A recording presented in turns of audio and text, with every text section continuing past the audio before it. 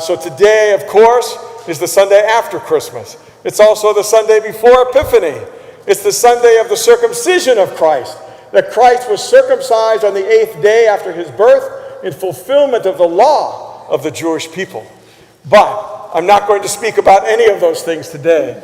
I think what I'll do is I'll talk about St. Basil the Great. Now, St. Basil the Great is, well, one of the most important saints in our entire church. Now, in the 1960s, someone once said, those of you who are old enough to remember Andy Warhol, okay? In the future, he said, in America, everyone will be famous for 15 minutes. That's all you get, folks. And I've often read that in America today, we live in a culture of celebrity, and that the internet has only magnified this, with people sometimes doing outrageous things to get their 15 minutes of fame. But notice that in the church, there are no celebrities. Let me repeat that so you get that for sure. There are no celebrities in the life of the church. It's the difference between the Kardashians and Mother Teresa, and also St. Basil the Great. It's the difference between seeking a life of me-driven fame, which is what celebrity is for the most part, and leading a life of God-driven purpose and significance. The church doesn't have celebrities. The church has saints. Now this morning, as I've already mentioned, January 1st, it's the first day of the new year. Lots of things, lots of blessings coming down the pike. We celebrate the memory of St. Basil the Great and his very powerful witness to Christ. He was the 4th century bishop of Caesarea in Cappadocia, in what we today would think of as central Turkey, the modern state of Turkey. And some of you actually went with me to Turkey a number of years ago, and we actually visited Cappadocia. We actually went to Caesarea, which today is called Kayseri. Who was this guy? Who was this man? Why, after his death, was he given the title the Great? Why is he so important that he's depicted even in the iconography of our parish? Where is he? It's a trick question. No, it's not a trick question. You know, St. Basil, right up there. He's there. He's looking down at you all the time. Why? Because we need his witness in our lives. Now today, most Orthodox Christians think of St. Basil only in terms of the Vasilopita, St. Basil's bread. For those of you who might not know, I can't believe there would be any of you who don't know, but let me just mention, a sweet bread that's baked primarily among Greek Orthodox Christians with a coin that's placed somewhere in the bread. And as the bread is cut and offered to people who are gathered around the table on New Year's Eve, that person who receives the piece of the Vasilopita with a coin in it is supposed to have good luck and be blessed in the new year. Now, let me be clear, and I've said this many times before. The Vasilopita coin is not a good luck charm. If you're looking for that, baby, you came to the wrong place. When we do that next week in church, over next door, it's not about good luck. It's meant to remind us of St. Basil and very particularly how he lived. It's meant to remind us of his Christian values and very specifically of his compassion and his mercy towards the sick and the suffering, and his philanthropy towards those who were poor and in need. But we'll come to that. We'll come back to that in a few minutes. So who was St. Basil? As I mentioned, he was born in Cappadocia, a part of the Roman Empire at the time, whose people had a reputation for being very, very tough.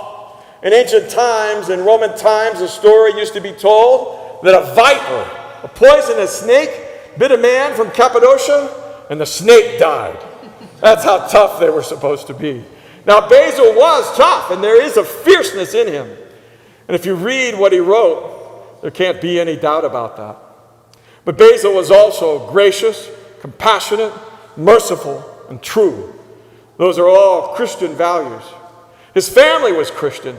His grandfather had been a martyr, and he was raised in a faithful home, a home where children were taught that the most important thing they could do with their lives was to follow Jesus Christ. He was one of 10 children, 5 sons, 5 daughters. And of these 10 children, 3 sons and 1 daughter are canonized as saints in our church, as is his mother, Emilia, whose memory we also celebrate today. Emilia is the name we get the modern English name Emily from. Now, Basil was one of the most educated men in his day. He spent 6 years in Athens, at that time, the intellectual center of the ancient Roman Empire.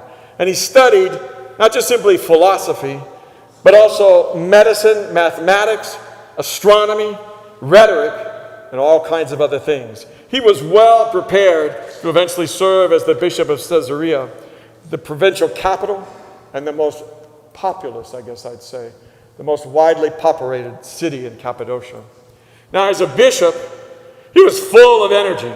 He always drove himself really hard. He was a non-stop preacher and teacher, often preaching twice a day to large crowds, always confessing the name of Jesus. He was a liturgical reformer, and he was responsible for much of the liturgy of St. Basil that we celebrated today. In the liturgy of St. Basil, did you hear what we're supposed to do? Nurture infants, instruct the youth, support the elderly, defend widows, protect orphans, liberate the captives, and heal the sick. That was his ministry. That was his life. He was a clear-sighted theologian, and he wrote the first book ever written on the Holy Spirit. And the Spirit's power in our lives, always bringing us closer to Christ. He was one of the most important monastic reformers in the whole history of the church, writing 2 books about what the monastic life should really look like. Now, he was more than willing to confront the Roman authorities whenever he felt it was necessary to defend the faith. In fact, we have the record of one such confrontation, almost verbatim. When a general named Modestus summoned Basil to an imperial tribunal, and so records were kept, minutes were kept, Modestus was clearly in a rage against Basil and asked him, "How dare you defy me? Don't you know what I can do to you?" And Basil responded by asking, just very quietly, "What can you do to me?" And here's what Modestus said: "I can confiscate all your possessions. I can banish you, can exile you." And then he said, or better yet, "I can have you tortured and executed." And Basil's response was, "Is that all? Is that all? You can't confiscate my possessions because I don't have any. Unless you want the clothes I'm wearing now and a few books. You'll banish me? I'm at home everywhere on God's earth. You're going to exile me? You can't exile me from the grace of my God. I'm a pilgrim and a sojourner, a traveler through this life." And there he's actually quoting St. Peter's letter, that Christians are paricus que parapedimos, sojourners and travelers through life. "To put me to death," Basil said, "that's the only real power you've got over me. But death, it's not something I'm afraid of," he said. "I actually welcome it. It'll bring me all the sooner into the presence of the Lord whom I serve." Now, to put it mildly, Modestus was very surprised by Basil's attitude towards everything he had threatened him with. And he said, "No one has ever spoken to me like this before." And Basil's response was, "No doubt, because you've never met a bishop before." So, Modestus was so impressed by Basil's fearlessness, he let him go. He let him go. Now, all the things that I've described are important, and they should give you a kind of a picture of the kind of man, the kind of Christian that Basil was. But even these are not the primary reasons that we remember him today. We celebrate Basil because of his love for the poor, his love for those who were starving, his love for those who were sick and suffering, his love basically for everyone in need. We remember Basil for his philanthropy, his love for people. Why do we bake coins into bread in his memory still to this day? Why do we bake Vasilopita, St. Basil's bread? when Basil received a large donation, he had the coins baked into loaves of bread to distribute to the poor during an outbreak of famine that took place in Cappadocia while he was the bishop of Caesarea. Remember, in those days, no paper money, no credit cards, only coins. This way, when people received the bread, they also got the money that they needed. He had seen with his own eyes, during that time of famine, a man sell one of his children for money to buy food so that the rest of the family could survive. He spoke out against all that kind of stuff. I won't go into all the details. If you want some of the details of what he said, look in the very back of the liturgy booklet that's in the pews today. We don't bake Vasilopita as a good luck charm for the new year. We bake Vasilopita so we can remember Basil's love for the poor and imitate his philanthropy in our own lives. And also teach our children about that. That's why it's the Philoptochos, those who love the poor, that's what Philoptochos means, that are in charge of the Vasilopita celebrations at St. Paul's. Now, we also remember Basil because, as modern medical historians will tell you, he invented what we today think of as the hospital. There were no hospitals. Let me repeat that. No hospitals. None. Zero in the ancient Greek and Roman worlds. There was no sense of concern about anybody who was sick or poor or dying or anything else. The hospitals that we go to today are a Christian invention, and they begin with St. Basil the Great.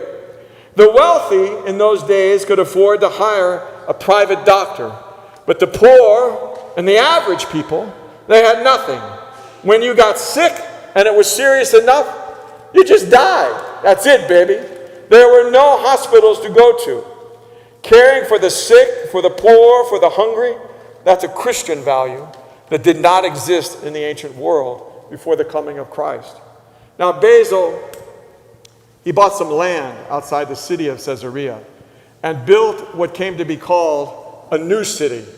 The city of love, it came to be called. And after Basil died, it was called the Basiliad, Basil's city.